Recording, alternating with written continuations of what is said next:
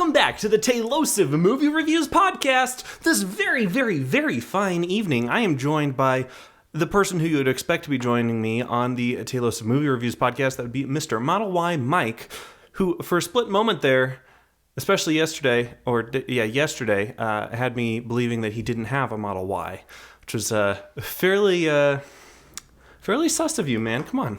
I mean, I almost had the same today, actually. There's a little bit of a traffic incident, and the car braked for itself, which was awesome. Love my car. Ooh, could not love the Model Y more.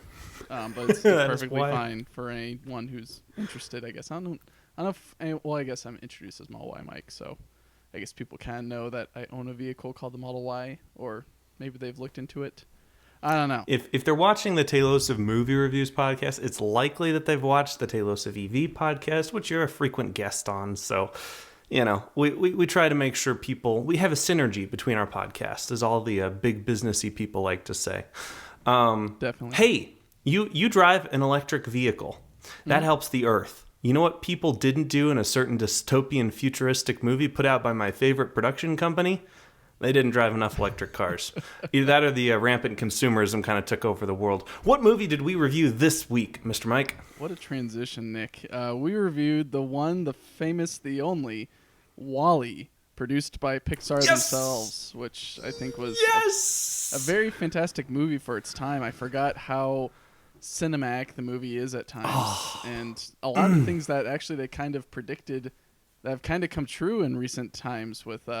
self-landing rockets that deploy things and then fly away. Or I guess in our world, it's mainly just they land. Well, that's an achievement in and of itself a lot of times. I mean, that was science fiction, right? We've got this movie like WALL-E who's just like, the rocket lands, it drops a thing, it flies away. And now we've got SpaceX who does that almost weekly or bi-weekly. Yeah, pretty much weekly at this point, as DJ and I keep up to date on the Space Podcast, which is another synergetic podcast that the Taylosive Network is working on. We're just doing all the cross promotion today. Well, okay, so we watched WALL-E, which we should preface this. This is the first movie that I have re-reviewed on the Taylosive Movie Reviews podcast, because a long time ago, about a year ago, just by myself, I was doing about 7 to 10 minute movie reviews on this podcast channel. And I was doing, I believe, just WALL-E all by myself. And I only had about 7 to 10 minutes to talk about it. I haven't listened to it recently, so I don't really know what I said, but I have a feeling that my opinions are going to be about the same, because this has been one of my favorite movies. If I had to name a singular favorite movie out of all the movies that I've ever seen in my life, WALL-E would be probably number one. It hits a lot of my favorite beats. Now, it doesn't... I can have a favorite movie for different circumstances, right? You know, not every single movie is going to be... Not one movie is going to hit all of my... If I'm in for an action-packed adventure, you know, maybe I want an Avengers movie, or... Avengers? What am I saying? Avengers. The Avengers. I'm just getting all... I'm getting all tonguely-twide today. But yeah, so WALL-E hits a lot of the beats enough to where I feel very comfortable saying WALL-E is my favorite singular movie. It hits tons of different beats, and we'll get into them all here in a second. But I want to hear how many stars you've given this, or what out of 8 have you given this? Or digits, I guess. What would we call them? Digits. If they were a thing. Would it just be a rating then? It wouldn't really be like... you know, that people do Rotten Tomatoes. Maybe we can do like fresh apples or Tesla Kilos. Maybe do Tesla Kilos. I got that up here right now due to a fumigation issue that's going on at my house. So I apologize if you start hearing dogs walking around. By the way, that would be my wife's dogs or my dog walking around. So excuse the that'd be the your noise. Producer and sound guy and executive director, right? Because this is a highly produced show. We have hundreds of professionals behind the scenes making sure the show goes off without a hitch. Oh yes, my 16-year-old long-haired Chihuahua is putting in so much work and time to this wonderful podcast that we have. Anyways, getting to your original question, Nick. I enjoyed this. I remember seeing it in the theater, and it was fantastic to watch. Definitely hooked onto WALL-E immediately. At least I actually remember when I was queuing up the movie, when I first saw the trailer. I forget what movie I was watching, but I first saw the trailer. I'm like, that's a cool movie because, of course, as a kid, I'm like, robots. And exactly, right? Animated space. robots. Animated robots in space. This sounds awesome. And like just his I guess I'm getting ahead of myself. Anyways, the baseline in terms of out of 8, definitely a 7. My wife and I enjoyed watching this. We found ourselves laughing. We found ourselves not really tearing up, but I will be the first to admit I tear up very regularly during screenings of WALL-E. Yeah, I wouldn't say smoldering either. More of just like look at each other and frown at certain times where it's like, oh, WALL-E just got crushed for the second time. He gets crushed. This robot, I mean, he's built for damage and being able to like last a long time. I mean, heck, he's been operating since what, 2100, I think. Well, hold on. We should say spoiler alert. I don't think we said spoiler alert. If you haven't seen the hottest new movie of 2008 in 2021, you should go do that before watching this podcast, because we may or may not talk about important plot points that will wreck the entire movie. Thank you very much. This is the spoiler warning. Back to you, Mike. We just need to play that at the very beginning of every single movie podcast, just to... There we go. Maybe that's what the intro should be. I've been like toying around with an intro for this podcast for a while, and maybe that should just be the whole warning, just a big spoiler warning. It'd be almost like a movie commercial, or not a movie commercial. What am I saying? Yeah, with that green thing. Well, well, that'd be cool. A nice little green like warning, blah blah blah blah. Don't copyright this. Maybe it could be that. Or I was thinking more of just like when Billy Mays comes out with a product, it's like, don't do this. Or what's the guy, Phil Swift? I think is it Phil Swift, the guy who does the I saw this boat in half. Yeah, it's like, don't do this. It could be don't like try that. This and we can just like speed up. Anyways, we are getting way off the beaten path. Yeah. WALL-E, fantastic movie. Enjoyed it. Seeing all the cast right now and appreciating all of like the voice acting, because I didn't really think about that when I first watched the movie. It was, I don't know, it was almost like, wait, there's voices in this movie? There's people who talk? And right? I remembered, oh yeah, there's the captain who talks a lot. There's Otto who talks a lot. I mean, WALL-E. Otto is voiced by a non-human. I guess so, yeah. Did you want to get into that the fact that... Yeah, we'll get into that real shortly. But first, I want to give my rating out of... That's right. Out of 8, as we normally do. As I said, this is my favorite singular movie. If I'm looking for basically a feel-good movie that is visually appealing and has a beautiful storyline and warms my heart, I will go to WALL-E 9 times out of 10. Oh. That being said, I've promised myself I will never give an 8 out of 8 rating.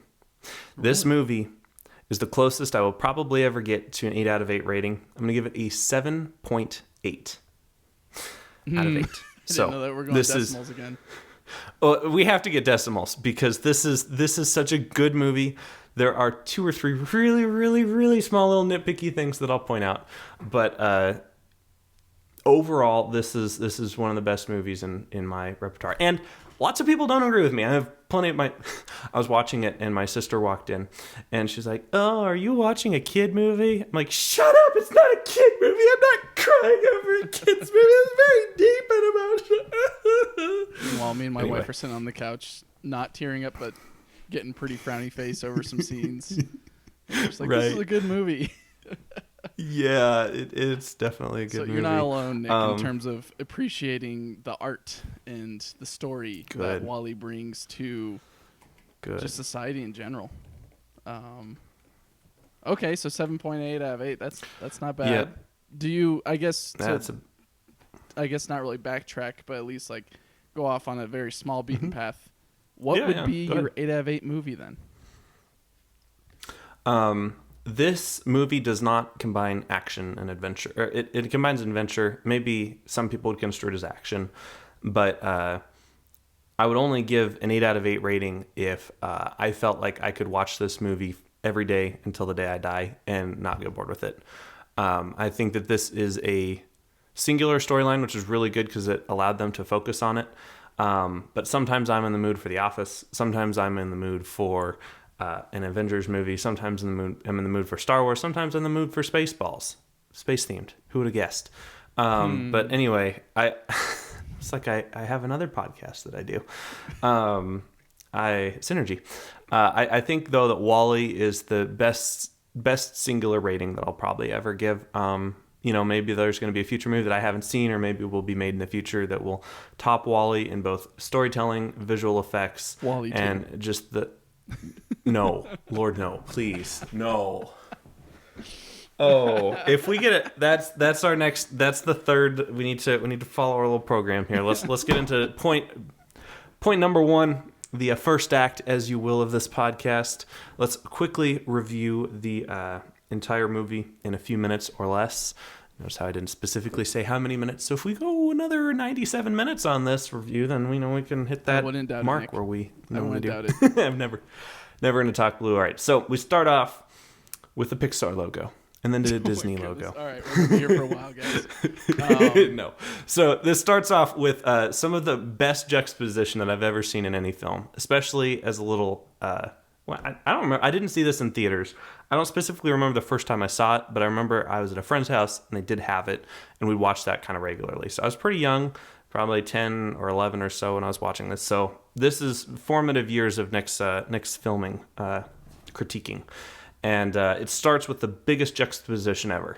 Has this very cheery and beautiful song from that classic I think it's TV called show. Sunday Clothes is the song. Yeah, this was the first album I ever bought on iTunes for the audio. I bought the entire soundtrack. It was the first album I ever bought. Yeah, so it's I'm scrolling through my Wikipedia here, and I'm not just seeing the. Anyway, I'm not going to stall and hold it. Oh, Hello Dolly. That's it. Hello Dolly is the Broadway production that all of this was taken out of. Hello Dolly. It Only Takes a Moment was the Holding Hands song. They obviously have the dancing song and the Out There song that it starts with. So Out There is this song about discovering the universe and the world and expanding your horizons and just the beauty that can come from looking in other places. And it's showing beautiful pictures of galaxies and solar systems and nebula, and it's not just real gorgeous galaxies. Pixar. It's all animated, and it's animated beautifully. Sorry, yes, this is all animation. From the Pixar logo to the last... Maybe don't go that far, because there are actual people in this movie as well. Yeah, true. You're right. You're looking at an ad, and it's the president/spokesman of By and Large who's talking about whatever. Like, hey, it's okay, let's just go. All smiles. And then we get and then also the Hello Dolly scenes. Yeah, those two. I think that's what really, at least for me, sold this as a movie when I was a kid as, oh, this could happen. Like, look, there's real people.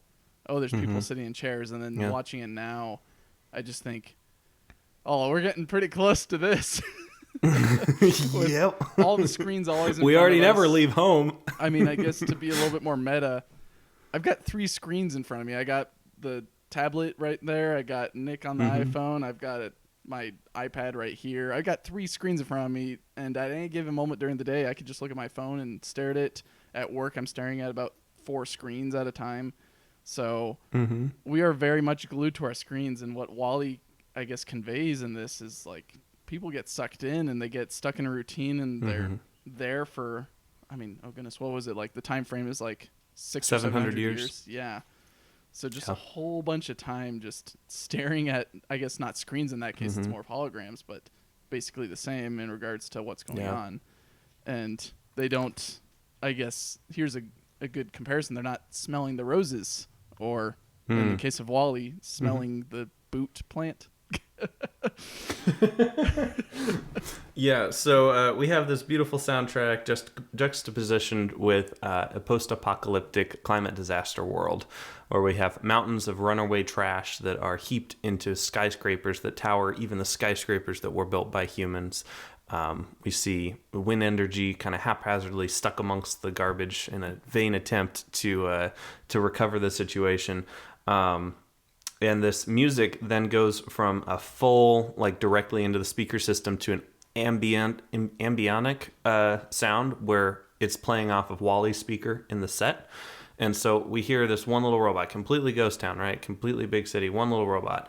And we find out that this robot's purpose is to take garbage, compact it into little cubes, and stack those cubes into buildings, basically. Not like why habitable buildings, but... Why buildings of trash? Is that just easier, or do you think that's... I don't recall even watching this recently. Was that in their coding to build like skyscrapers of trash, or was it to compact the trash so that way it's in a smaller package and then dispose of it somewhere else? Was these buildings a outcome of WALL-E's, I guess, not deviancy as the robot he is, being WALL-E, but is it something in regards to he just thought, let's just look at that skyscraper right there, let's just make that trash? Maybe they'll come back and they'll like I've never thought of that. I always just assumed that all the WALL-Es were supposed to put it all in a big column, but I guess there would be enough time in 700 years. We think WALL-E was able to finish about half of that foundation layer in one day. So if you can do about a layer a day, they get thinner at the top and they're bigger at the bottom, but on average about a layer a day. In a year you could get 365 layers, assuming WALL-E doesn't take breaks, which doesn't look like he does very frequently. And there's 700 years there, so you could have 700 365 layer towers in the city, which does fit with the scale. So yeah, maybe WALL-E is the one who just decided to start building them towers. I don't know, but that would fit his character a lot, because we see not just a robot impersonally following his command and compacting trash and building skyscrapers. We see a robot portraying human traits in a way that I had never seen as a kid, and I still very rarely see. I think BB-8 would be the closest comparison to a robot portraying humanistic characteristics on a screen. Most of the time, robots aren't the center of a movie, especially cute and cuddly robots. Terminator might be a different story. Well, but 3PO is more of an anthropomorphic humanoid. Yeah, he's more anthropomorphic. I pulled out the word that you can't say, Nick. I still can't say it. I'm sorry. I don't know why. I haven't been talking all day. This is the first show of the day, so I don't know why I'm having a problem talking. But yeah, no. I guess anyway, kind of playing off of what you're saying. Mm-hmm. He does have a lot of these human traits, and I think that's what makes him a very relatable character. Not the fact that he's some robot that you could kind of, a bulb just went out. Sorry, all the light bulbs are going off in here. Of things to do. No, but he's very humanistic. Like, he's got a little pet cockroach that hangs around with him, which is a nice play on everyone's thoughts about cockroaches will survive the apocalypse. Yes, very funny. He's got a little cooler with him, so you think kind of like a worker person goes to work and they bring their cooler, but instead of eating food, because he doesn't eat food, he brings back knickknacks, which is also very humanistic. Yeah. And I think that's what really makes him a likable character in this whole entire movie, and it's what draws people towards him and makes them more... They see not mainly themselves in WALL-E, but they see something that, I guess I already said it, they can relate with, which I think is a fantastic way to write a character in any TV show, movie, animation, anything. Is if you have some relation with the character, you can have some emotional feedback, or at least feelings that you attach to it, which makes you like the movie more. I'm going on a rant. That is 100% true. That's one of the big reasons why I love this movie so much, because it allows the viewer to get emotionally connected to the characters. It gives them time to breathe. Like, we don't know what the main plot point of the movie is going to be until about 35 minutes into the film, when Eve finds the plant. So we have so much time to learn about WALL-E, who he is like, what he does in his off time, what his regular day looks like, everything from him cleaning out his bucket, knocking out the dirt from his bucket as the dirt is all flying in his house because of the sandstorm. It's like, buddy, this is not helping anything, but whatever. We all have our little dumb idioms, which is totally what WALL-E is doing, right? Like, us humans do kind of weird, stupid things that sometimes don't make any sense. We just do them out of habit. That's what WALL-E's doing right there. And, we get to see Eve, what her, we'll get to Eve in a little more detail in a second. We get to see what Eve's typical day is like on Earth, right? And then we get to see what their life is like together. And then only after that, does the plot progress to a point where then we can have some action and adventure. And that really pays dividends, because this entire movie, Wally and Eve say about, 5 words to each other throughout the entire movie? Wally, Eve, directive, plant. I mean, Classified.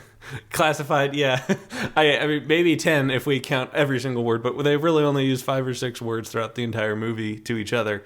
And I love that minimal storytelling because, in my opinion, one of the best ways to tell a story is visually, without forcing your animators or cinematographers, obviously this is an animation, so the animators, to tell the story visually, and using dialogue as sparingly as possible. And when it is used, it needs to be refined and settled into something that is truly necessary and unique and beautiful and fulfills multiple different roles. And so allowing the first 30-something minutes to show us the character instead of tell us the character. They could have just as easily had a news flash play at the beginning. The world is sinking in garbage. Here's a bunch of Wallies that are going to clean it up. And then, time lapse of all of them falling apart. It's just Wally. That they could have done that all in 3 minutes if they wanted to. But no, they took their time. They spread it out. And we got to see in detail what Wally's like. And Wally is such an interesting character because of the humanization of him. And Eve is equally beautiful because she has so many human characteristics, but the work mode of human, right? You and I, when we are relaxing and doing something we legitimately enjoy, like this podcast, we're going to be a little bit more free and relaxed about it. We're not going to be quite as high strung. We're not going to get frustrated at little things that make us down. If you have puppy dogs in the background, we'll be like, oh yeah, they're the producers of the show. Don't worry about it. But which I haven't heard yet, so I think we're good. But what when we're at work, maybe, especially when I had a 9 to 5, and I definitely remember this, when something is frustrating you, your brain can make it into a much bigger deal than it is, and you can kind of fixate on it and get really frustrated. And we see that in Eve as she's getting frustrated. She's bleep bleep blomp, bleep bleep blomp, looking for the plant, and finally that magnet catches her on the ship, and you see these little angry eyebrows pop up on her little display for a minute, and she's just like, ah, and that totally encapsulates the workday for most people, right? We see Eve encapsulating what the workday is for like most people, but Wally's doing something or has decided that he's really going to enjoy what he does, and it's just really beautiful visual storytelling. I think it's interesting that they chose to give Eve a little bit more emotion at the very beginning. I was a little bit surprised as a developed adult that I am right now, still developing, I'd say. You're an adult now. Oh, okay, I didn't know that. But at least in terms of like seeing this robot who is very official, very like, this is my objective, this is my directive. I need to find a plant or plant life. Yep. Is her main directive. I'm taking it very seriously. Yeah, and then all of a sudden she just kind of breaks down and gets all angry at the fact that she can't find anything and starts shooting up a whole bunch of old B&L. Everything's B&L, by the way. I didn't really realize it until... Well, there is one fentanyl or something. At the very end, there's another logo of another company. And I'm like, oh, there's another company. But yeah, everything's B&L.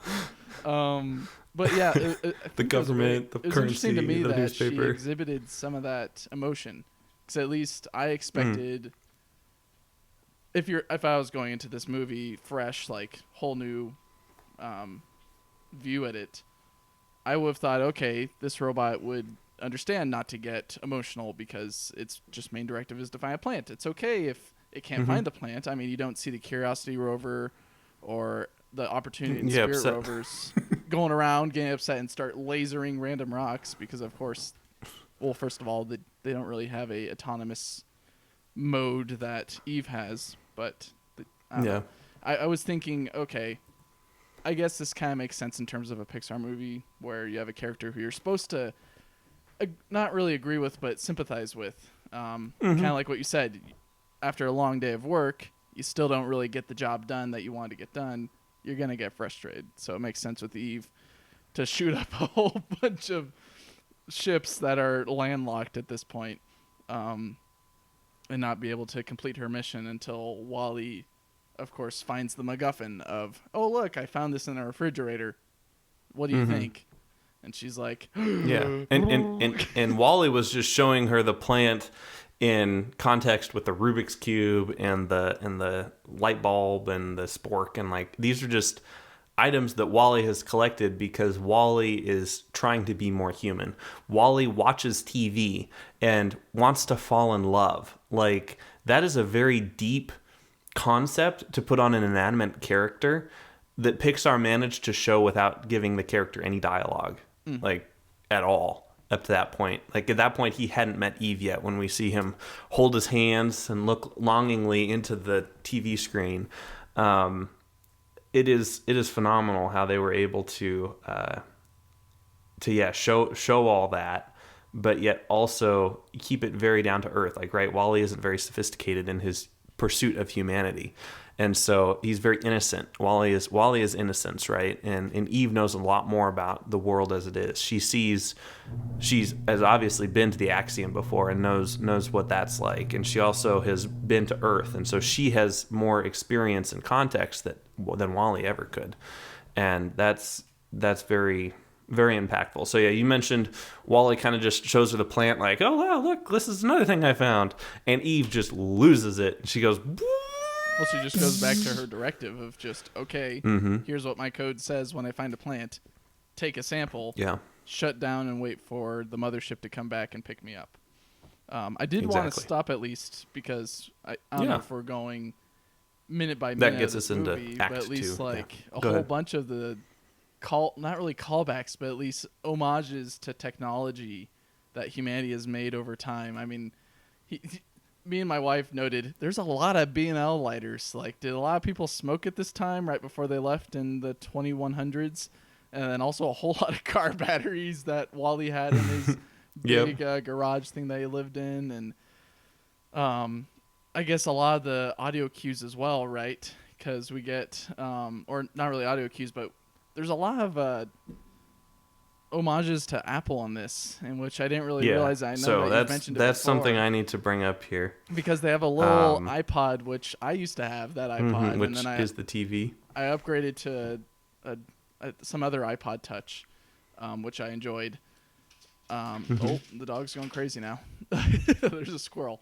Producer and co-producer. Producer and co-producer. But yeah, there's like a little iPod, and then of course when Wally boots up or he does a solar charge, which is also a pretty cool thing, is that they don't brush it underneath the rug that he doesn't plug in at night, or he just somehow has power. Like, he actually has to get solar charged, and it's funny at the end of his solar charging, it's the old Mac boot up sound of just yep. Yeah, there are hilarious. A lot of nods to Apple, and that's because Steve Jobs owned a large portion of Pixar. Steve Jobs was the largest shareholder of Pixar, and this was one of Steve's favorite movies that he worked on. He obviously wasn't super involved in the day-to-day, but he is credited at the end of the credits as a special thanks to Steve Jobs, and he's the first on that list. Him and Johnny went back and forth. Johnny Iovine, one of the lead designers at Apple, went back and forth on the design of Eve. And the whole design of Eve is quintessential Steve, right? Like, it's very beautiful, very minimal, just one beautiful egg shape that can then, convert into the head piece, and it's very minimal and very beautiful. I love Eve's design so much. Also, Wally's eyes, like, those things are some of the most expressive. Yep, with like even little eyebrows and like the zoom and like, whoa. Like, there is so much expression that the Pixar animators were able to put into just his eyes that, skipping around and spoilers, but at the very end when we see reset Wally, his eyes look very stoic and there's no life in it, right? And it's so cool how much life that they were able to put just in his eyes. And that really makes it. And yeah, so tons of Steve Jobs references. Actually, the autopilot, Otto, is voiced by the Macintosh Alex voice. Yeah, I think it's credited as Macintalk. I'm like, Macintalk. Yeah, that's the original program from 1984 that they have a voice emulator on the classic Macs. But yeah, that's now called the Alex voice in your Mac Excel. Yeah, Captain, you are needed on the bridge. Like, it's very, very classic Apple. And it's so cool that Steve was so involved and so passionate about this project. And it just makes me love this movie on a whole nother level, because I am such a big Apple sheep. Knowing that Steve poured over every frame of this, and there's stories in Ride of a Lifetime from Bob Iger, the CEO of Disney. Him and Steve were really good friends for a long time, and Bob recounted a few times that Steve invited Bob over to his house for dinner, and they would watch the latest takes of the Pixar of WALL-E. And Bob just saying how passionate Steve was about this film, and how he was about all of the Pixar films at the time, but there's special emphasis on WALL-E. Just makes me love this that much more. And yeah, so definitely this has this has Steve Jobs' DNA entwined into it just perfectly. And a lot of the animators as well. Like, there's not just one person who makes a movie, but Steve definitely resounds in this production. I don't have as much of a connection with Steve as probably you or Drew or Randy has, just because, I mean, I grew up with Apple products. My mom was very technologically savvy at the time. We can still be friends. I mean, growing up, the computer that I used, at least as a very small child, was not the original Mac, but I think the next iteration of the original Mac. And then shortly after, I think my mom got one of those, it was the colored series that they had, the greens iMac. And grays and blues. And I don't know if there's a brown in there, but tangerine. We had the, I think it was the blue one, and we had that for years. And so I'd say Steve Jobs was definitely an influence on my life when I had no clue who the guy was, and to I guess breathe some of his ingenuity into this movie was fantastic. I use Windows products now, so I'm not really as savvy with Apple as I was as a kid. I mean, to be fair, I've got 2 Apple products in front of me. The other one is a Surface. Okay, good. We are FaceTiming, so we are FaceTiming. Or not really spoilers, but I guess peeling back the veil a little bit of the process. But fourth wall break. I did want to ask you. Yeah. Who is your favorite character in this whole entire movie, Nick? Your 7.8 out of 8 movie review. Who is your favorite character? Because it could easily be WALL-E. It could easily be Eve. Yeah. Obviously, WALL-E and Eve would be top picks, but in the interest of making a more interesting discussion, I'm going to say the captain. I really love how the captain, you see his whole personality change. Like, he has a complete story arc. He has the complete hero story arc. We are introduced to him apathetic, lazy. You know, his one job is to make the morning announcement, which is just reading a teleprompter. And like, other than that, he does nothing, right? To then see him, like, literally doesn't even walk. He does nothing. To see him be able to stand up to this autopilot that is obviously doing the wrong thing is inspiring. And we'll get to it when we get to Act 3, but it shows the potential that humanity has, so which I really do appreciate. Nick, I really want to get into that. I think we need to jump to that. You think that Otto is doing the wrong thing?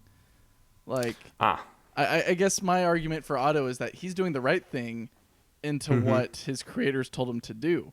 And I think in the overall scheme of things, it's bad in regards to like the prolonged time that they have on the Axiom, humanity.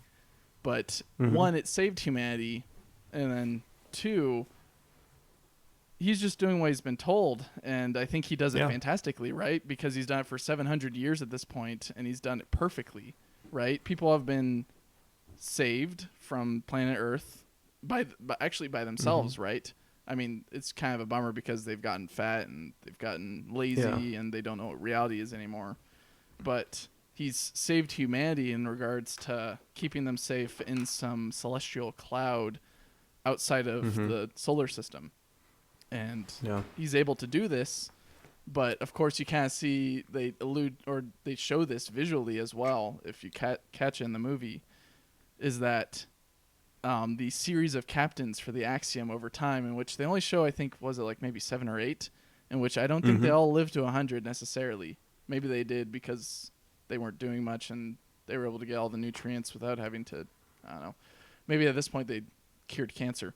But you can see in these pictures or these series of captains that Otto's getting closer and closer and closer to the front, meaning that he's getting more control, which is, as a human, that's bad because you don't want machines to rule over humans. But in this case, for 700 years, he's preserved humans, I guess almost like a pet. That I think is very admirable of a machine, right? He was told to protect humanity, follow these steps, and don't come back to Earth because it doesn't look like it's going to be good.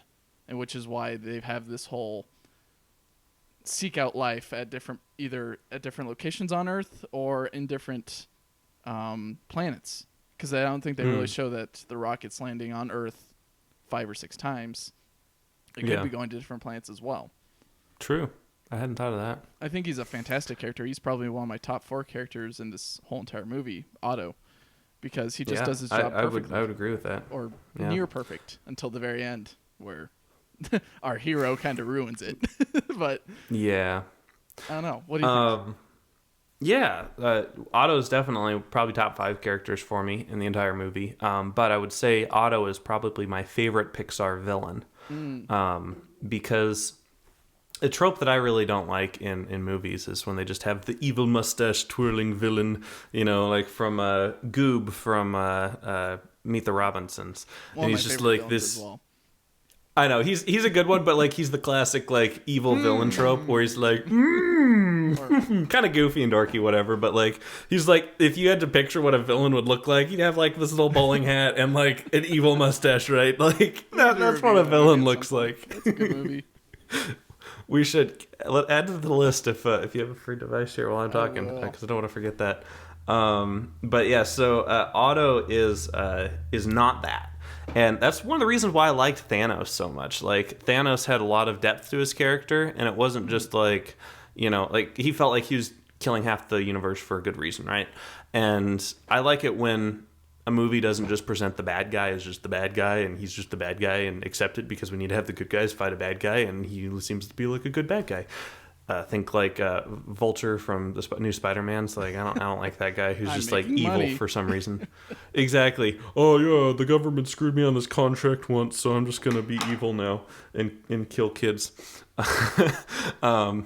That's right. So crushes Peter with a bin. Anyways, getting back to WALL-E. Yeah. Sorry, yeah. So WALL-E, Otto is not that. Otto is the exact opposite. Otto is, as you said, Otto is just following his programming, and I really appreciate that the fact that they didn't just make him this 2-dimensional character. They made him like a 2.5-dimensional character. It's not that he has a whole redeeming story arc. He just basically got shut off, but you can totally see it all from his perspective. Like, there's a little argument that the captain and Otto have where the Otto's like, sorry, that's the directive. We can't go back to Earth. And the captain's like, no, Otto, things have changed. There's life. This is proof that things have changed, Otto. We need to go back. And Otto is just following his instructions, which for a robot, we've established in this WALL-E universe that the robot's job is to follow their directive. Eve, WALL-E, all of them, they all just follow their directive. That was the first question that Eve asks WALL-E. Directive? Like, that's the most important thing in these robots' lives. And admirably so, Otto follows his directive. Now, obviously his directive is framed in a way that makes it the wrong directive. And so at that point, you have to blame the people who created that directive. So I really think the bad guy is the president of the world / BNL guy who decided to just abandon Earth. And I do mean that because it's clear that his company is the reason why the world kind of fell apart ecologically. It's also made clear that he's the reason why these huge ships exist, because he's in that ad that says the axiom, there's more space out in space or whatever.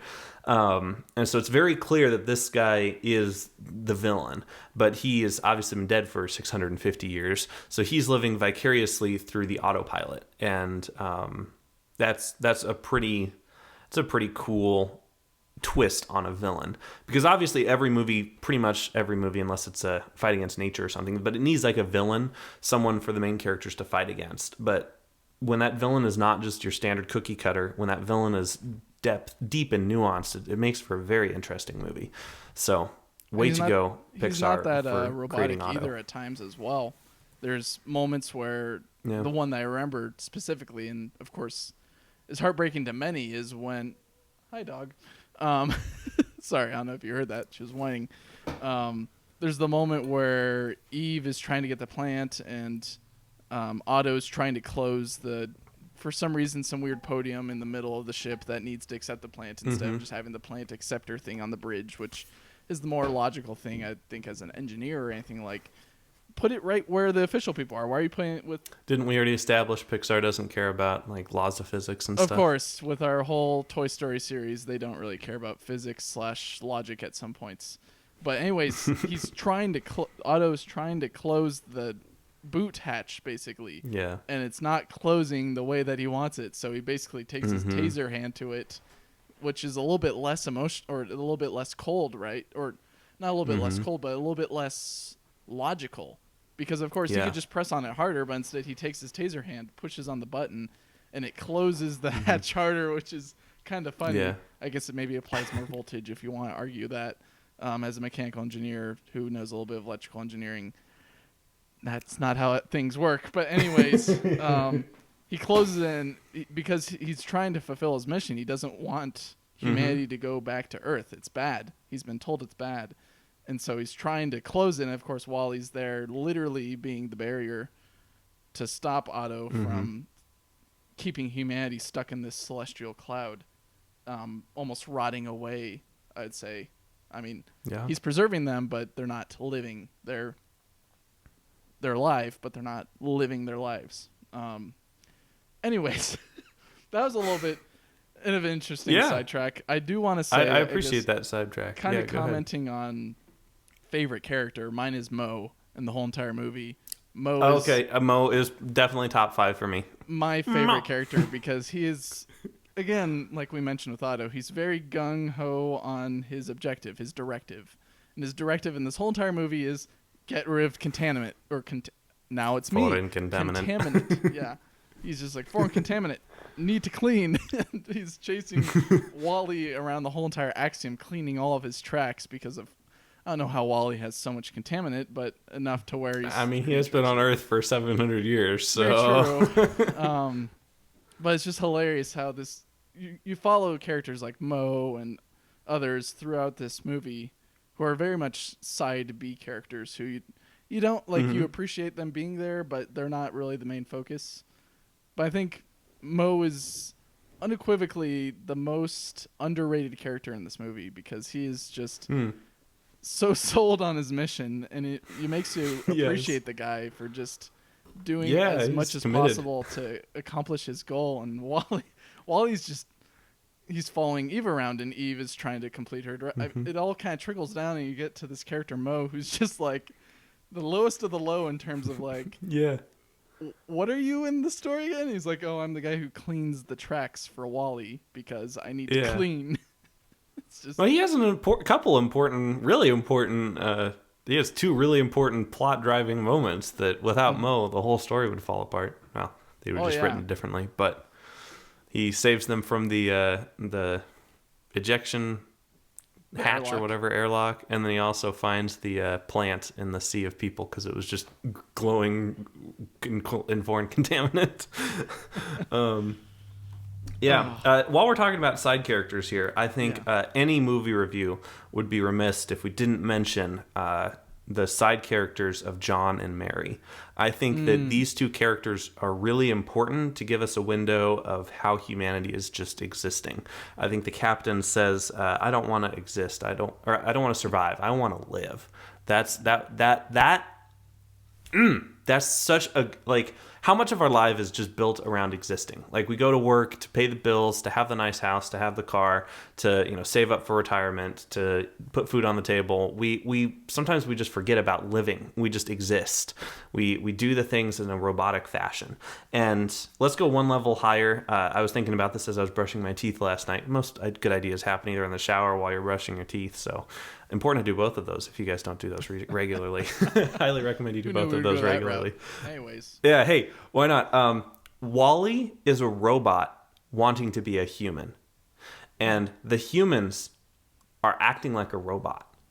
All of the humans are just robots. They have no personality. They're just on their chairs going aimlessly around for some reason to go throw some virtual balls in virtual space or whatever. Like, they are robots. They're the quintessential definition of robots. But the two people that Wally comes in contact with, besides the captain, John and Mary, Wally accidentally knocks John out of the hover chair, and drink.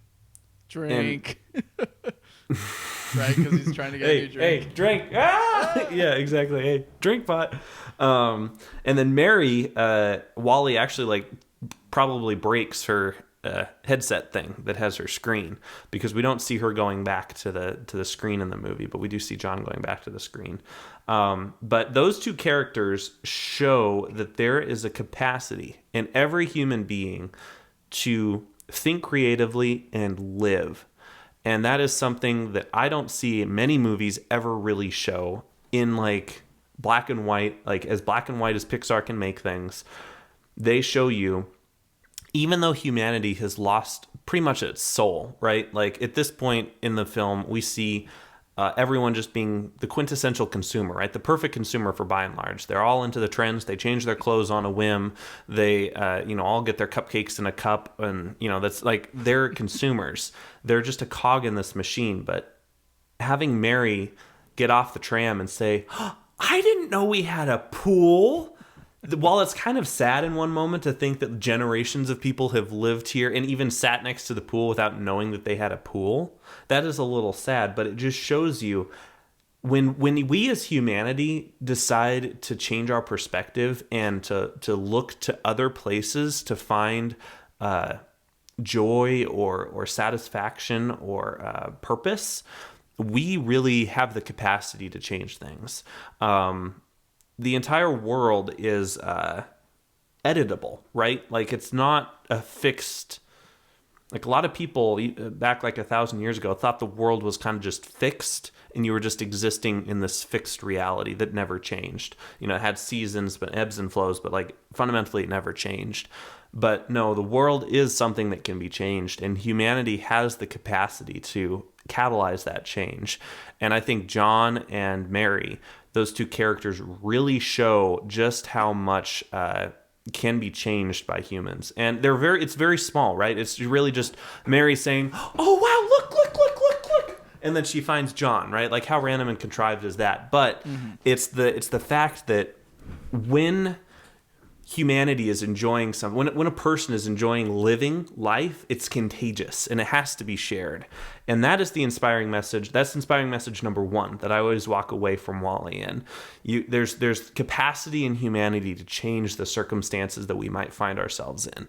And that is a very inspiring message that I always love to watch and see. So it's side character side. I do want to add as well, Nick, it's not even just the humans who are kind of awakened by Wall-E's touch in this regard. Is that every single being that Wall-E comes in contact to kind of gets this feeling of, oh, this is life. Another one that I think is a little bit more hilarious that you kind of forget is the receptionist bot that kind of has the little needles for arms that presses the buttons. It's the scene where they're wheeling Eve all the way up to the bridge. Yeah. Where Wall-E waves at the receptionist bot, and the receptionist boss is just like, wave. Or wow, I have the capacity to move my hand freely. Like that robot has been working for more than 700 years. And then, of course, then later, like in the movie, they meet again. Yeah, he's like, the robot's like, oh hi. And then in the after credit scene, which I think is a very fantastic, or not really after credit scene, but more of the after credit. I love the credit animation. Graphics. Yeah. They show him actually having a role, right? He's not just a receptionist bot. He can plot holes for seeds, which I think is just fantastic because it's something that at least the artist for his character, or maybe maybe they thought after the fact when they were making the credits of like, your job doesn't define who you are. You can take it to the next step. It's not just you're pressing buttons all day. You could use those pressing hands to do something else, like make holes for seeds, or lift things, or toss things, or help someone else. I think it's a fantastic message, at least just from this one character who only gets like maybe I don't know, maybe 10 seconds of screen time? Yeah, maybe 30 seconds total of screen time in this whole entire movie. Yeah. And there's so many, like, there's a lot of instances of that just minutely that WALL-E captures that I think makes it a fantastic movie. Again, I enjoyed this. I did want to touch on as well. Did you catch the A113 reference again? We mentioned that in Toy Story. Yep, that was It came back A113. The A113 that was protocol. The code that. Yep. Don't let people go back to Earth. A113. That's always fun to pick those out. So we mentioned the one big takeaway that I can't always come away with is humanity's capacity to change existing structures. The other big takeaway I always walk away from WALL-E with is how we can't just give up on something because it's convenient, whether that's in our individual lives or as society as a whole. Obviously, WALL-E is all propagated on the idea that humanity decided, the by and large guy decided, that it was easier just to leave planet Earth abandoned. And I think he even says that in the directive to the autopilots. It's just easier if everyone just stays up in space, don't come back, just stay there, humanity will live or survive. And I think obviously there's the whole, ecological aspect of it, but I always kind of walk away with a little bit broader than just the ecological aspect. I mean, that's important, taking care of what we have is important for sure. But there's also like the larger caring for other things, caring for people in your life, caring for your items, making them last as long as possible. There's this whole like consumerism undertone in the whole movie, which I do appreciate. Everyone's just always consuming. And it's like, no, take a moment and, try to make something last. WALL-E, of all people, got the junk from found little trinkets in the junk, and he derived value and love from those little trinkets. And that's another really important note that this movie hits is humanity's need to take care of things. And the Earth is one of them. And I really love the whole like 5 minutes. It's around the Define Dancing quote where, the captain is doing all this research on the computer. I love how like easy research is. He's just like, what is Earth?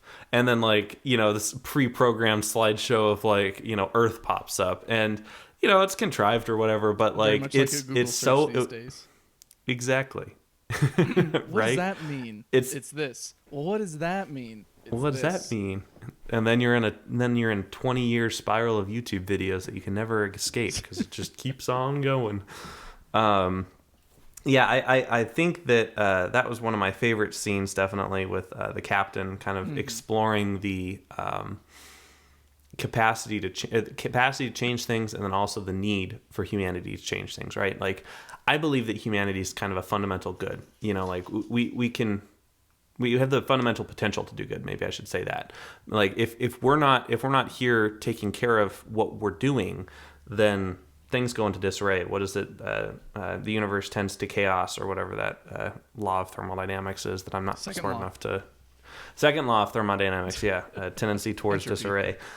Entropy. Thank you. And if there isn't intelligence of some sort, maybe if it's not WALL-E, compacting stuff and reducing that entropy, it's humanity fundamentally. And I wouldn't say he's really reducing the entropy. He's more he's actually helping it just because he's a machine, right? Oh, really? Yeah, he's taking in energy from the sun, which is good because the energy from the sun, there's plenty of it, but he's still using that to just compact garbage and then make it into a building, which isn't really helping things. He's not. There's a certain energy. He's basically taking solar energy and turning it into blocks of trash, which I guess you could maybe burn or convert to something else. But well, maybe the new society uses them as bricks. Who knows? They could, yeah. They didn't really put too much of that into the credit scene of kind of like, oh, here's kind of like maybe a few months down the line of what's going on with everyone. I guess not really spoilers because we already did the spoiler thing, but yeah, they go back to Earth and start planting seeds, which they somehow have a whole bunch of seeds at some point from one plant that turns into a tree. They probably had a seed bank. They weren't dumb. They probably had a seed bank. Very true. I guess it was more the fact that Earth could produce life, or it was capable of supporting it, versus. Well, I think the message in WALL-E, though, the message in WALL-E is that Earth was always capable of life. Yeah. It just needed humans to tend it, and I think even the captain says something like that. Like, we need to go take care of it. And I think honestly, if you think about it on another grander scale, is the fact that maybe Earth just needed a break from humans, right? Like the amount of sandstorms that was going through Earth. It's like, hey, get out of here, humans. Like, let me dust off. You guys have been like soiling my surface, not in the good ways, and just need a break. Here's a bunch of dust devils. Get out of here. And finally, Earth is kind of ripe for renewal in a way. Yeah. And I guess another message that this movie kind of portrays is change, right? WALL-E isn't stuck in the day-to-day life of compact trash. Kind of like, it reminds me of the Rick and Morty episode where there's the robot who serves butter or gives butter. It's like, what is my meaning in life? You serve butter, or you give me the butter. And it's like, oh, goodness. WALL-E's like, no. Life is, I mean, he stumbles into it. It's like, oh, I collect things. I do a bunch of other things. And then of course, it kind of goes into the MacGuffin of the movie of this boot with a plant in it. Is like, preserve life. This is the meaning. Yeah. And there's a lot of that change as well. It's not like a whole bunch of people get stuck in their ways. You see Eve change her directive from just delivering a plant to having a relationship with WALL-E and finding out who she kind of is in this whole story. There's the wonderful scene of her kind of watching her security camera footage. In a Tesla term, her sentry mode. Seeing her sentry footage of just WALL-E kind of doing all the stuff for her while she's kind of shut down waiting for the ship to pick her back up because she has the boot in her at the time. And you kind of see her kind of fit the pieces together quite literally with her hands as well. Like, oh, this is living. This is like delivering the plant wasn't, I guess, the end goal meaning, of my existence. Yeah, it's not the end goal, or at least it wasn't always the end goal. It didn't have to be. Yeah. Yeah, the focus could change, in which you see that focus change. And the same with, I mean, the more obvious one is all the robots who are defective. Is like, oh, they're just going to be discarded, right? Or they're going to try to be fixed and then probably discarded. No, like they served a purpose in the end. Whether it was destroying all the security bots from being in their way. Which also, I love that little guy. My favorite line in the whole entire movie I want to mention is when all the robots get out for the first time from the repair station. And they're greeted with the lines and lines, or I guess it's going to be one line kiosk bots. The kiosk bots, and it's just halt. Halt. Silence. It's just halt. Halt. Just made me laugh. And then the one little robot pushes WALL-E like closer. They're like, WALL-E's the reason why we're all out. It's all his fault. There's a lot of great humor in this movie, and I think that's what kind of shows it as your rating of a 7.8, right? Is that it's not just a typical Pixar movie. I mean, I don't want to say that Toy Story is lesser compared to WALL-E. I think they all have their own stories and they have their own messages. But it's not just... I would say WALL-E's message is deeper than Toy Story's. Yeah, it's not just we need to get back to Andy. It's more of... There's a whole bunch Which, believe me, I found that plenty emotional as well, okay? Yeah, but there's many different facets to WALL-E. You could take multiple messages out of it, right? It's maybe live a little bit more, or maybe just plant a seed, or go outside and walk around, or talk to your loved ones. It could be anything. And WALL-E hits on many different portions of that, from being very upfront of like, get humanity back to Earth because that's where they need to be and they need to live there, to just the scene of just halt. Like, just, you can go as deep as far as, oh, this is the government telling humanity to stop doing what they're doing and conform. Or you could just go, it's a funny moment in the movie of the rogue robots are trying to escape. The very much like assimilated robots are saying no. And then you get WALL-E kind of just being like, what do I do? And it's a very humorous situation. WALL-E didn't want to be there. Yeah. No. And that's really what I love about WALL-E, the movie. Like, you can pick how deep you want to go. Like, as a 10-year-old, I wasn't picking up on all of the consumerism points. I wasn't really picking up on the capacity to change. I wasn't really picking up on these deeper meanings. I was there for the beautiful cinematography. I don't think we mentioned this once, but, like, this 2008 film really stands the test of time. You know, you can at me on Twitter about like how great Toy Story 4 looks and all that, and it is a marvelous piece of modern cinema. But I watched this movie yesterday, and I was so impressed by the quality of the animation. I really hope Pixar never remakes this. I know with Toy Story, like they'll remake that. I think every single time they make a new Toy Story, they redo Andy, right? So they have like a new Andy every time. Even in Toy Story 4, there was the new Andy as a kid, and you could tell. Yeah, and we can see like the progression of the. It's kind of just Pixar showing off how good they're getting in animation. But I think WALL-E was like the first. Okay, I mean Finding Nemo is beautiful, but like, I don't know. There's something about the quality of 2008's Pixar, which was probably done in 2006, you know, with 2006 technology, because it takes so long to make. That it's ahead of its time. Like, if Pixar made a movie that looked visually just like WALL-E today, I would say, wow, beautiful, modern, impressive 2021 Pixar graphics. Like, there were no frames that I detected in the entire, like, even. Or if you like panning drone shots when WALL-E is running after the little laser dot of like this whole complex 3D terrain and environment with like atmospheric haze, and it just is all perfectly rendered and beautifully textured and beautiful. Like, we're not getting any of the textured fur on Scud's face from Toy Story 1, the dog. That's his name, right? I think it's Scud, yeah. Scud, yeah, okay. And so it's just all so gorgeous, and I'm always impressed by WALL-E's animation quality, and just the color palette is perfect. Like, on Earth, the color palette is just very, you know, gray and yellow and kind of like deserty, like very felt airy. like, I don't know, Mad Max or something. You know, we don't have any water. The world is, you know, not sustainable, and that's the emotion it needs to convey. But then on the Axiom, it's all very white and sterile and minimal and, you know, holographic colors and stuff. And then in space, like, probably my favorite sequence of shots from the entire movie. There are many of them that are good, but I think my favorite sequence of shots has to be the Define Dancing scene where WALL-E and Eve are outside the spaceship and dancing together with the beautiful Thomas Newman, I believe. Tom Newman, who did that? As I said, it was the first album I ever bought, so I've seen his name in my... Thomas Newman.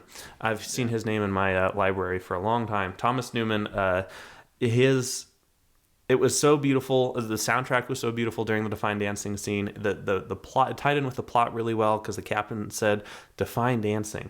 And it just all cut together beautifully. And them going by the nebula and just the purples and the blues and the blacks and the stars and it went by the exhaust or the rocket engines, and it was just so rocket engines. It was gorgeous, and I'm gonna never stop talking about the animation quality of WALL-E. But y'all need to just watch it for yourself. Get like a good display. I watched the first half on our 4K TV that we don't really watch stuff on very frequently, but it's kind of in a bright room, and it was in the middle of the day, and the blacks weren't very good. So I just pulled out my phone and I watched the rest on my little itsy bitsy phone. And man, this thing has a great display, and I was just enjoying every single frame of this gorgeous movie so much. It was beautiful. I do want to add, if anyone's still kind of questioning how beautiful the graphics are, just look at WALL-E at the beginning. And then also look at Eve.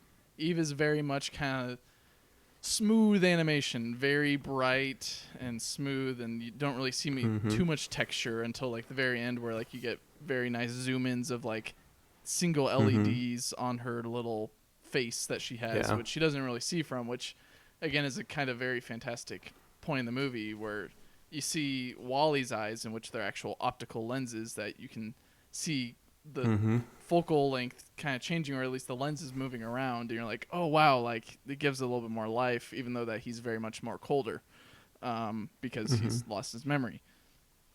But at least comparing Eve to Wally, just Wally's so he's broken down. He's had his years of work and time on Earth, and then you have Eve who just got out of the shop.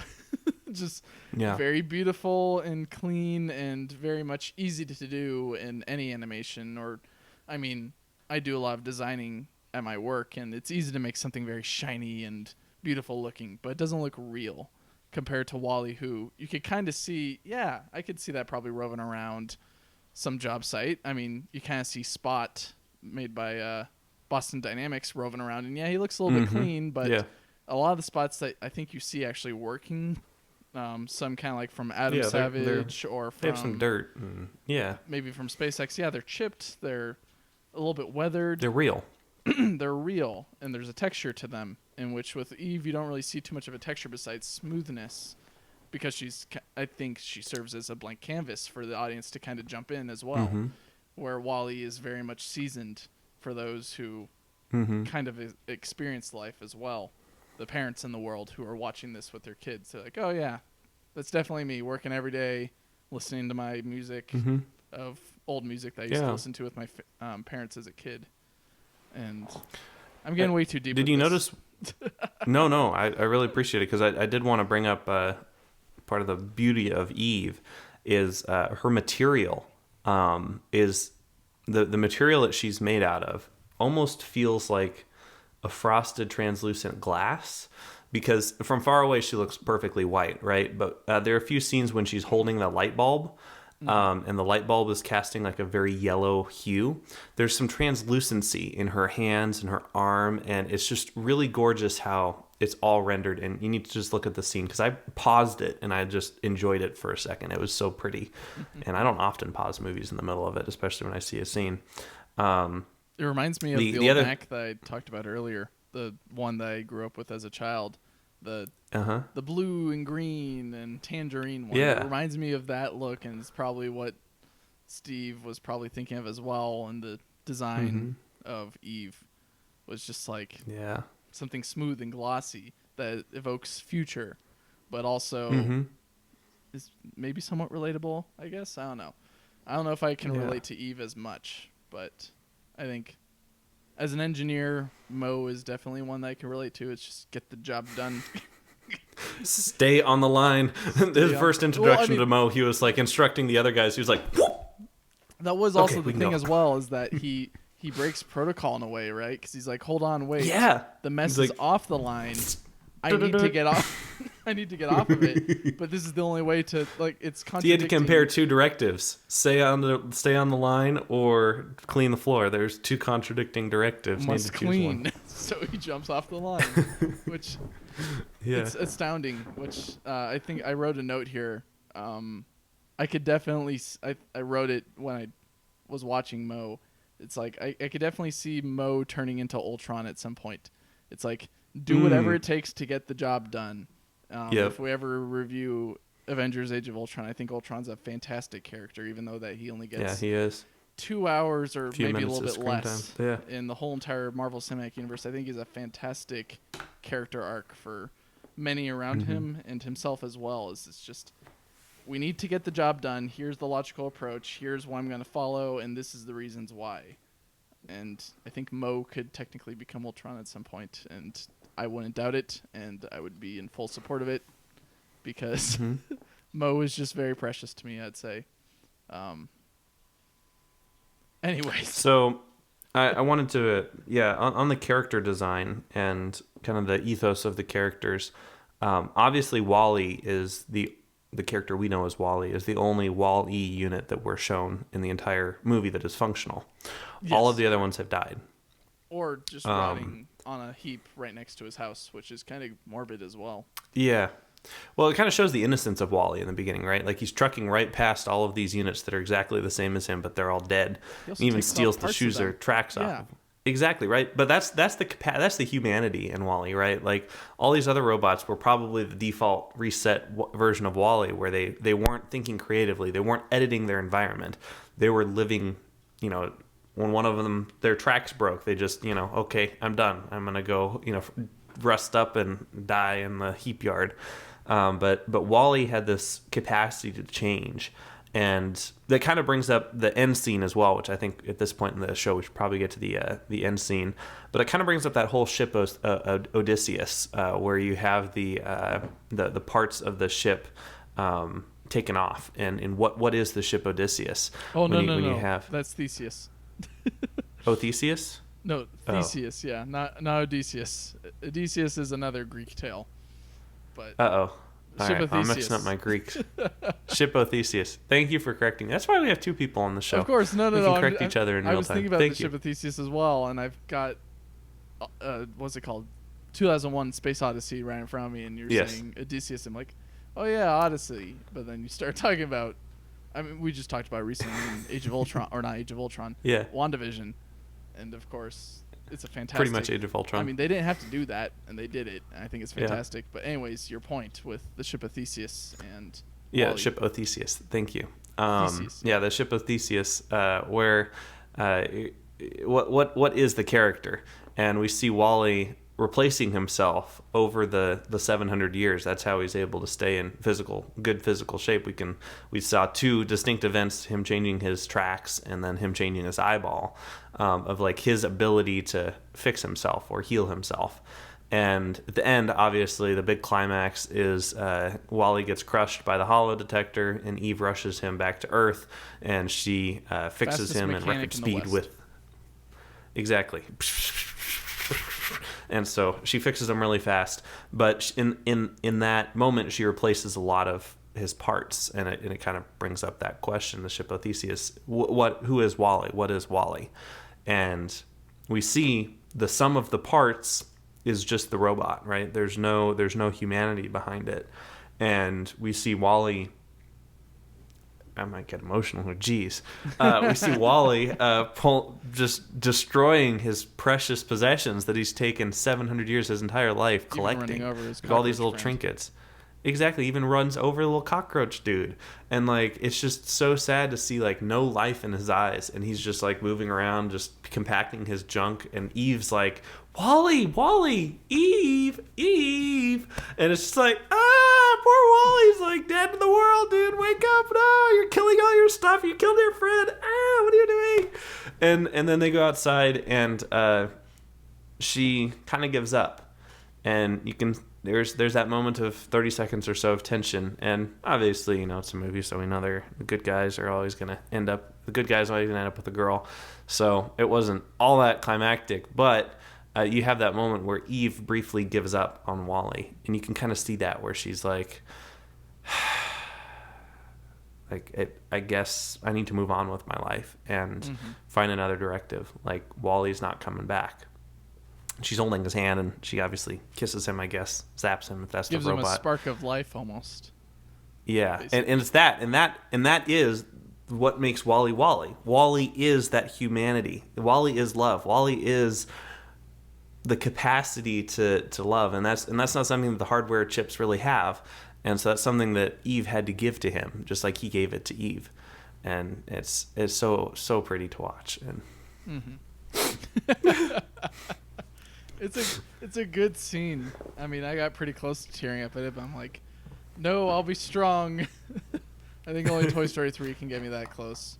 Maybe some other movie that we'll get to will probably... Toy Story 3, Toy Story 4, and Wall-E are the ones where I'm like, I can choose whether or not to cry, but like if I'm in the mood where I'm like, I haven't cried in a while, I just want to, enjoy a good movie, gosh darn it, I'm just going to let myself go here. I think what was nice about this rewatch is, oh goodness, how many times have I watched this movie? Maybe 3 times or 4 times total in my life. Oh, wow. I didn't sit through the full credits. Of course, being a kid, you're like, who cares about the credits? Who cares about the people who made this? I just enjoy the media. Music. But being 1, the podcast show that we're doing, and then 2, being a little bit more interested in who's behind all the operation of this, kind of the engineer mind that I've got these days. Just listening to the I think it was an original song, Down to Earth, that they made. Yeah, I think that was fantastic kind of end credits scene. Or not scene, but end credits music to kind of play out the rest of the art, I would say, of what this movie is. And then, of course, all of the kind of hieroglyphics type of art style in which at first it starts as hieroglyphics, but you can kind of see it ages. Hieroglyphics. And then it moves into like Van Gogh. Yeah, and then moves more into modern stuff. And I thought, wow, this is beautiful. And I never got to appreciate it. And you notice the people get thinner, right? Like they become more human. So the hieroglyphics, they're... At the end. It's like, wow. Uh-huh. Yeah. Like... It's like they're bringing that spark of life back to Earth. And obviously it's not... I really like that, especially that scene where the guy's fishing. Like, it's not like they're worshiping nature as like, we have to protect it at all costs. Like, no, nature's there. We need to protect it and make sure it doesn't like turn into the post-apocalyptic world for Wall-E. But like, it's there to sustain us. But Nick, and as long as we fish. Oh no.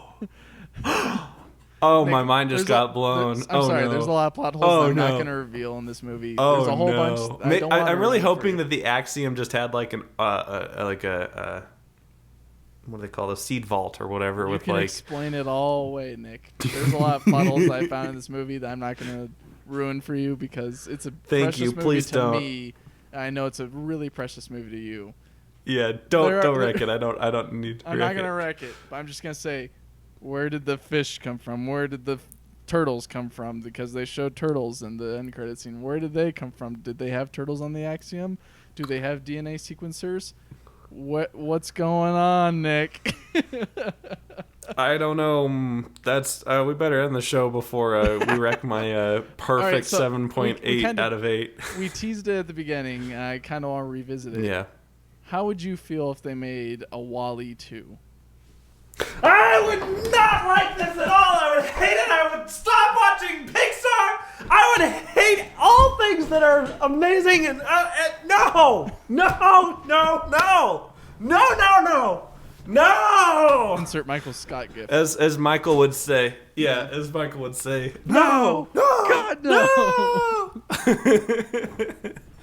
No, if they tried to make a Wall-E 2, I would march up to Emeryville and picket in front of the studio. They can't do that to Wall-E. Wall-E, okay, they might do it. It's Disney cash grab, whatever. But like, they did a good job with Toy Story 4, so like maybe it won't be the end of the world. But there is something like Ratatouille doesn't have a sequel, and Wall-E doesn't have a sequel, and I really don't think Nemo needed a sequel. For some reason we got Finding Dory, which was like, it was a fine movie, but like, did it really need to happen? No. So I think my only favorite thing from that movie is Becky. Becky! Oorah, Becky! Oorah! Uru!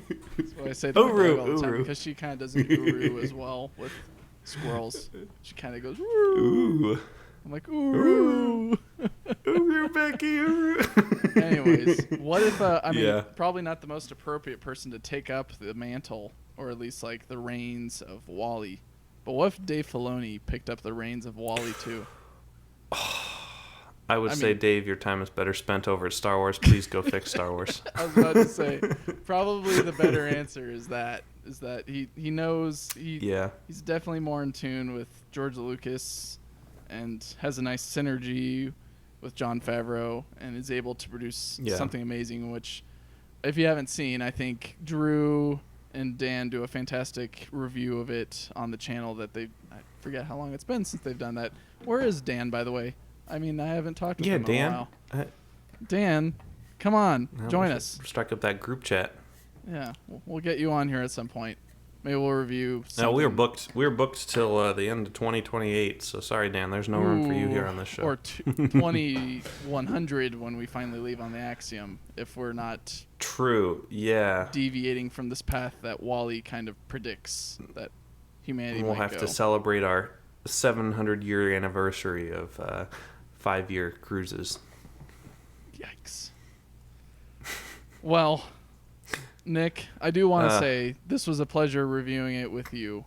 I think this... Good. I remember listening to this just to kind of prepare for the first episode of the Talos of movie review that we ever did, which I think was it Star Wars: A New Hope, I believe. Mm-hmm. So I was kind of listening to that to kind of get what you thought a movie review was, and that kind of shaped what I thought. And so I had no idea. I'm very sorry. Exactly. No, it's fine. I think revisiting WALL-E is fantastic. It's gonna be kind of weird for those who are a little bit more Spotify/Apple Podcasts esque of like, wait, they're reviewing WALL-E again. Yeah. Or well, I guess I have no idea what I said there, so I might be saying completely different things. I think I'm gonna go listen to that. I don't recall either, but it definitely helped with shaping kind of what New Hope was that we started out this journey on. And of course, we're not ending now. We're not ending on WALL-E. We're gonna keep on going until it's only just beginning. It's only just beginning, but I think revisiting WALL-E was fantastic. I think it's a fantastic form of media of what Pixar has put out to the world. I think the ideas that Steve Jobs injected into it was a fantastic contribution. I think the messages that WALL-E delivers to humanity IRL is fantastic. It's not, I mean, you could take it as it is. It's just a movie, and that's fine. You can just enjoy the 2 hour, or I forget how many minutes it was. I think an hour and 30 minutes or something like that. Whatever it was. Fantastic hour and 30 minutes. It was 97 minutes. 97 minutes, so yeah. Just about.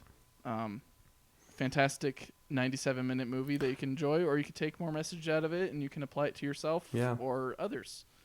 That's I think really fundamentally what Pixar's so good at, being able to make a movie work at like 3 or 4 separate levels really amazingly. Like at the one level, it's a cute movie. I don't think I mentioned this once, but this was the very first romance story that I ever didn't roll my eyes at as a kid.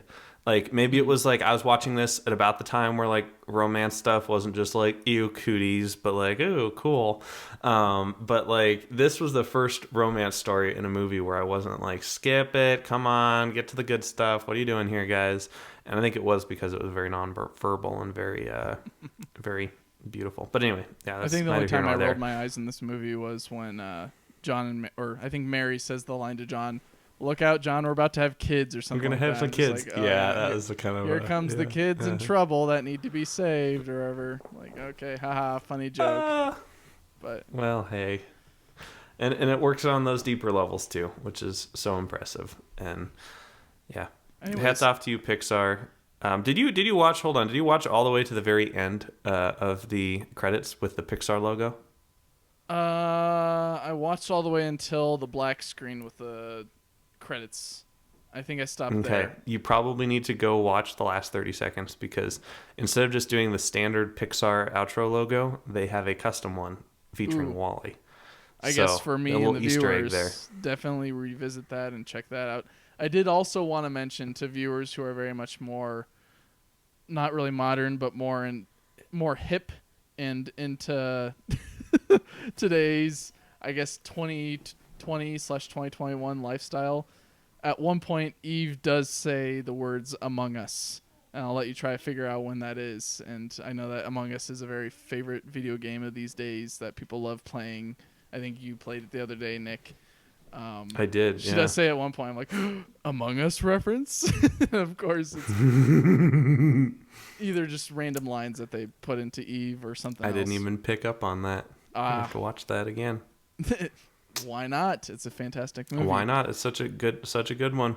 I'm going to be wondering the whole time where the fish came from. You want to sign us out there, Mike? I'll let you do it because this is your movie, Nick. Oh, okay. Well, thank you everyone so much for humoring me yet again for another hour and 24 minutes as we reviewed Pixar's gem creme de la creme, WALL-E. Join us next time. I'm Ben Nick. That's Mike. Have a good one.